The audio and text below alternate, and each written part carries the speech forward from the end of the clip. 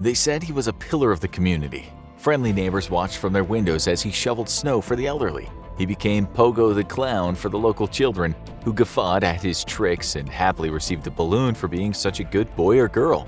A close friend to politicians and professionals, when the mask finally was removed from this sadistic killer, society was shaken to its very core.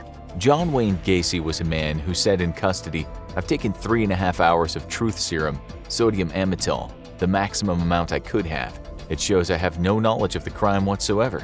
That's strange because his crimes were certainly memorable. When Gacy was not making kids laugh at tricks, he did one-on-one shows in his house that involved asking a young man to wear a pair of handcuffs to try to get out of them. Having already seen that Gacy was a respectable member of the local community, the victim gladly slipped his hands into the cuffs. His captor would then fasten a noose around his neck, pulling it tighter in increments. This was about the time when the victim knew there was no trick, and Gacy was certainly no pillar of the community. But let's go back to the start. Like many serial killers in the making, the young Gacy suffered a troubled upbringing. He stuffed his trauma down into the far reaches of his brain, but it wouldn't be long before his horrifying past resurfaced in new ways when he grew up. Gacy was an outcast as a young boy and had a father who was quick to reprimand the youngster. Gacy was powerless. This doesn't often bode well for the adult in the making. But at the age of 18, it looked as though Gacy was doing all right. That's when he became the assistant precinct captain for a local Democratic Party politician. It seemed like young Gacy was becoming a respectable young man. Still, he could never do any good in his father's eyes. His pop, an ugly human if there ever was one, was often calling his son sissy boy and other similar slurs. John Wayne Gacy was homosexual, but you can understand why he tried his hardest to repress his sexual urges and feelings with a father like that. A leading detective on the case will say Gacy was actually a homophobic homosexual, his denial being so strong. Gacy moved away from his father and ended up working as a mortuary assistant in Las Vegas. There he took perhaps a too keen interest in the embalming of bodies. One day he got into a coffin of a recently deceased man. He hugged the body, he stroked the slick embalmed skin. For those few moments he didn't feel powerless at all. He then jumped out of the coffin in a state of shock. With actual living young men becoming intimate posed more problems. Even though Gacy got married, it was just a charade. When he became a manager at a KFC outlet, he'd often invite young male workers back to his house to play pool and drink alcohol. He'd usually come on to them, and when they pushed him away, he'd just say he was kidding. The guys usually weren't gay, and even if they were, Gacy was hardly attractive. His solution to those unreciprocated advances was simple and vile. Abduct them first, torture them, and kill them. He did this many times, and it seems he did so without so much as stirring anyone's curiosity. He was, after all, a community leader, an organizer of parades, a successful businessman and fundraiser whose mask remained tight against his doughy face. He was, as people later said, the devil in disguise. But let's be frank here, viewers. Had any of you more discerning people known Gacy back then and really talked to him, you'd have known he was screwy in about 20 minutes. If you'd hung around him for a few weeks, you'd likely have seen his massive stash of pornography. There's nothing wrong with that, of course, but you'd have to notice that he spent as much time hanging out with guys in their late teens as he did with his wife and children.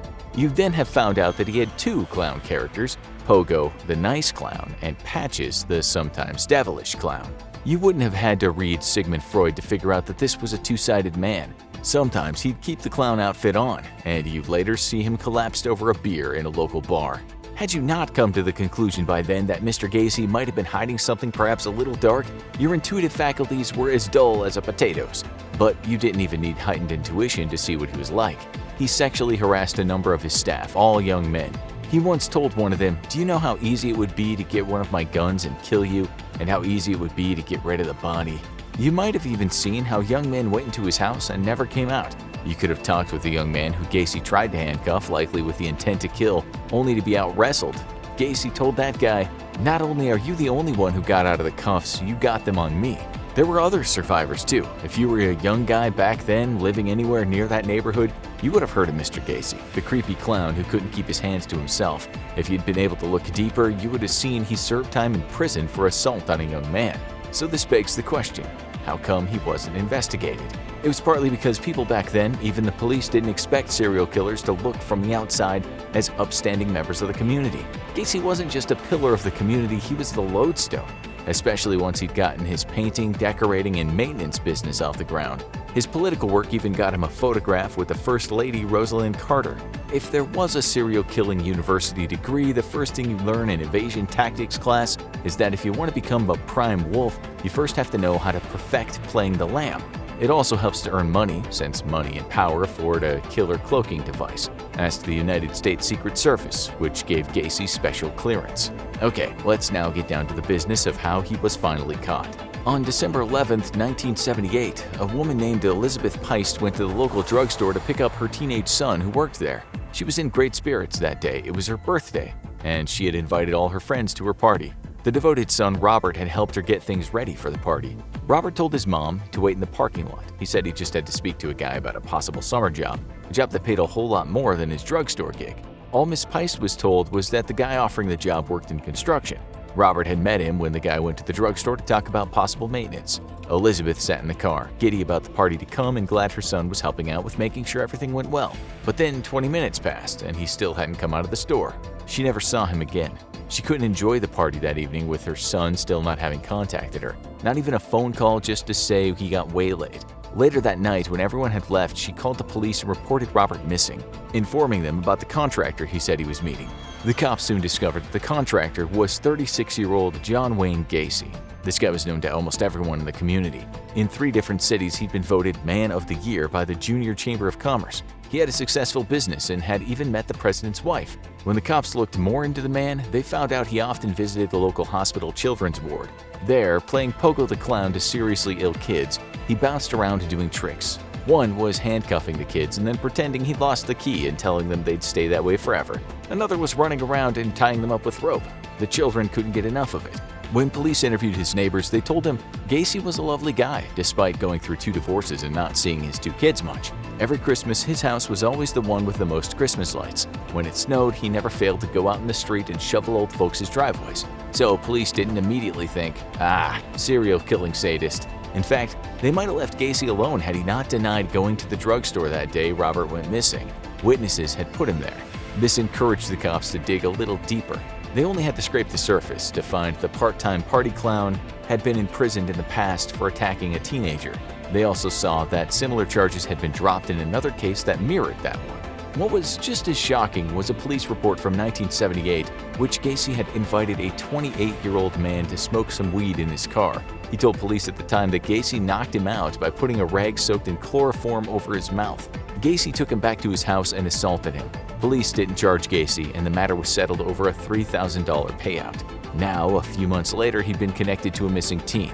Police had to investigate. Too many things just seemed wrong about Gacy. Police got a warrant and went to search his house. They found all kinds of books and films related to sex, a starting pistol, a length of nylon rope, drugs that can make someone sleepy, police badges, and if that wasn't suspicious enough, lots of IDs and underwear that did not belong to Gacy. In his bedroom was a giant clown painting. Close to that was a TV alarm clock and radio, unbeknownst to cops, something that had belonged to one of his victims. On closer inspection, police found their pièce de résistance, a drugstore receipt in a wastebasket that had at one point been in Robert Peist's pocket. They didn't know this just yet. Police also found a class of 1975 Maine West High School ring. On it was the initials JAS. They didn't know it at the time, but the ring belonged to one of Gacy's former employees, John Allen Syke, who became a victim himself. They surveilled his house after that and followed him everywhere he went. Gacy seemed to enjoy this at first, going over to the police car outside his house and telling the cops where he was about to go. As time went on, he said the police were harassing him for no good reason, all the time trying to prove how important he was. One time, detectives went to lunch with Gacy. They asked him about his clown thing. Gacy said he loved being Pogo. Being a clown, he said, meant you could go out in public and grab women, and all they did was laugh about it. He told them being a clown, you can get away with murder. Police then interviewed one of his former employees, who told him Gacy once asked him to spread lime in a crawl space under his house. That's when they started working on getting a second search warrant. One day, Gacy lost his temper and went out to the surveillance vehicle. He said to the cops, "Come inside, have a coffee, look around, there's nothing to see." Meanwhile, the neighbors wondered why those horrible cops were harassing poor Mr. Gacy. In the house, one of the cops noticed something when he flushed the toilet. It wasn't physical, it was a smell every detective knows well: death. That second warrant couldn't come soon enough. Soon after, Gacy turned up at his lawyer's office looking rattled and drunk. He told his lawyers he had something to say. When they asked what, he pulled out the newspaper, pointing at the article about the missing boy Robert Peist. Gacy said, "The boy's dead. He's dead. He's in a river." Through the night, the drunk Gacy said he'd been the jury, judge, and executioner of many, many people. He said some were under the house and others were in the river, although Gacy was worse for wear throughout his rambling. He wasn't under arrest at this point and so left, now badly hungover. He wouldn't remain a free man long, but while he was, he drove over to meet a friend and said, "I've been a bad boy. I killed 30 people, give or take a few." On December 21st, police got the second warrant to search his house. As they looked around, they found a kind of trap door. That led to a crawl space, so one of the detectives got in and started crawling along the tunnel. His nostrils were immediately filled with the stench of decomposition. He shouted up to the other detectives, "I think this place is full of kids." At first, police found 3 bodies, all in various stages of rot. They also found bits of bodies. What they were looking at was perhaps one of the USA's worst serial killers. Turned out Gacy had been killing for a while, even when he was living with his second wife. Once she was out of the house, he lured young men back to his place on the promise of booze and weed. He'd often play his clown game with them, strapping handcuffs over their wrists to see if they could get out. They'd become worried, and then he would strangle them. He usually did this slowly, first by putting the rope around their neck and telling them it too was a game. He gradually fastened it tighter and tighter by twisting a stick until they could hardly breathe. He tortured some of his victims while they were in this state of terminal distress. His wife would often complain about the horrid smell, to which Gacy would always blame dead rats. When she complained too much, he told her to mind her own business. She asked about all the clothes and wallets she found, seemingly from the young men. Again, Gacy told her not to pry into his personal business. That's when she left. Police interviewed survivors, mostly poor kids and prostitutes he found on the streets. Although Gacy was open to picking up any kind of hitchhiker, he'd take them back to his house and show them that photo of himself with the First Lady. This was usually enough to make the men feel safe. The only reason they survived was that they outright refused to play the handcuff game with him.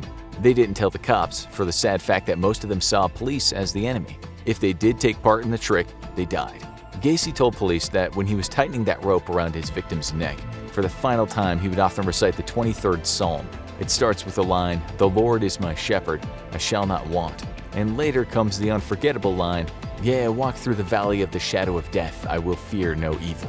God knows what might have been going through the minds of his victims. Gacy was doing most of the killing when he was the most famous for playing pogo, so he could have killed and entertained a bunch of sick kids or the children of his politician friends. As for why he did it, Gacy once told FBI profiler Robert Ressler that all his victims were just worthless little queers and punks. He later denied the murders, saying he'd been set up. In his many interviews, he said the media made him into some kind of monster. He said, "They've created this fantasy monster image, and it's been going on for the last 12 years, and I never had no comment. And I had no need to talk to the media for the simple reason that they were looking for sensationalism. They were looking for the monster." It wasn't exactly a cogent defense, seeing as a mass of bodies were found under his house and their belongings inside of his house. In a separate interview, Gacy said, "If you want to say I slept in the house of a dead body, okay, fine, I'll buy that. But in the same room? No. And besides, the dead won't bother you, it's the living you gotta worry about." He once created a document-winning correspondence to The New Yorker. It was a Q&A which he answered himself. Here are some of the answers, just to give you more insight into how he either fooled himself or was an outright liar. My biggest regret, being so trusting and gullible, taken advantage of. Favorite song, Send in the Clowns, Amazing Grace. I consider myself liberal with values. Gacy told the interviewer he hadn't committed the murders. He said at one point, "I'll tell you what, I'm not gonna make no damn Ted Bundy's last-minute confessions." The interviewer didn't expect him to, nor did he believe much of what Gacy had said over many hours of chats. Gacy should have been caught much earlier, or at least should have set off a few lights in the radar of the local police departments. In 1975, an 18-year-old former employee of Gacy named John Butkovich had an argument with him over some missing pay. Butkovich went missing after that. Gacy was interviewed by the cops, but nothing came of it. Remember, this was a man with a very sketchy record of hurting young men. The boy's parents called the cops over 100 times, each time demanding that they investigate Gacy. They didn't. Gacy later told police that he got Butkovich stoned and drunk and then inveigled him to put the handcuffs on behind his back. Gacy said he sat on him for at least an hour before strangling him. He then had to rush to bury the body since his wife and kids said they were coming back. During the trial, the prosecutor said John Gacy has accounted for more human devastation than many earthly catastrophes, but one must tremble. I tremble when thinking about just how close he came to getting away with it all. that is true. He could have gotten away with so many murders. Maybe it was his political connections and air of importance that helped him escape the eyes of the police. That and the fact that he was Man of the Year. There was also linkage blindness, meaning different police departments didn't or couldn't link up his earlier offenses. Still, maybe Gacy wasn't working alone. An investigator later said there was overwhelming evidence Gacy worked with an accomplice. He could have also been part of some depraved ring, which is what many people now think. There's fairly convincing evidence that he was involved with a man who operated such a ring. Gacy was convicted of 33 murders in all. On May 10, 1994, he received a lethal injection. He had no last words, although some dubious sources state he said, "Kiss my..." You need to fill in that final word yourself. Cursing offends some people. Now you need to watch How They Caught Serial Killer Ted Bundy, or have a look at this.